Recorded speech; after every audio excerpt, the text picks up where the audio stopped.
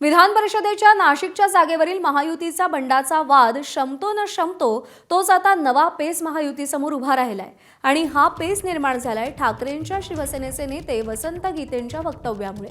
महायुतीच्या उमेदवाराविरोधात मतदानाचा अजेंडा राबवणार असं वसंत गीते म्हणतात। लक्षात घेण्यासारखी गोष्ट म्हणजे एकतर महाविकास आघाडीनं नाशिकमध्ये उमेदवार दिलेला नाही, तसंच दुसरीकडे भाजप बंडखोर गोकुळ गीते यांची समजूत काढत दोन्ही पक्षांच्या संकटमोचकांनी त्यांचा प्रचार थांबवला खरा, मात्र अजूनही तांत्रिकदृष्ट्या गोकुळ गीते यांची उमेदवारी कायम आहे। त्यामुळे माघार घेतलेल्या गोकुळ गीतेंपाठी महाविकास आघाडी ताकद उभी करताय की काय असा सवाल उपस्थित झालाय।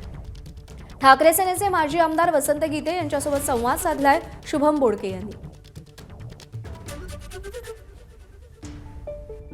अवघ्या काही दिवसांवर खरं तर आता मतदानाची तारीख समोर येते। अवघे 2 दिवस बाकी आहेत। महाविकास आघाडीचं नेमकं काय ठरत आहे? निश्चितपणे महाविकास आघाडीची बैठक होईल आणि सर्व आमचे जे घटक पक्ष आहेत त्यांच्याशी चर्चा करून सगळ्या नेत्यांशी आम्ही तो निर्णय घेऊ। आमची कोर कमिटी आहे, या ठिकाणी मेर्लेकर साहेब आहेत, आमच्या निवडणुका केलेले राऊत साहेब आहेत, संजय राऊत आणि मेर्लेकर साहेब उद्धव ठाकरेंशी चर्चा करतील।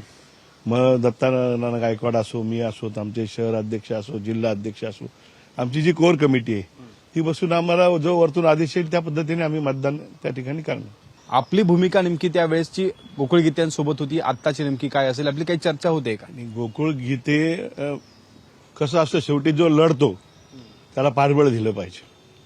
तो अपक्ष लढणार होता आणि त्याच्यासाठी आमचा प्रयत्न त्यावेळेस होता।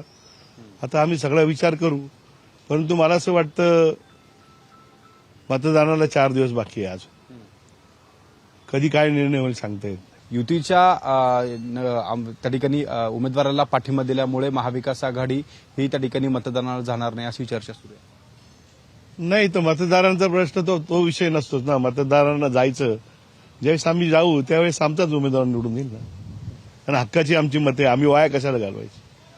अजून चित्र स्पष्ट नाही। युतीच्या विरोधातच आपला अजेंडा तो ठरला होता पहिल्या दिवसापासून। हो, जो अजेंडा आहे तोच पुढे नेणार। युतीच्या विरोधातच मतदान, युतीच्या विरोधातच मतदान।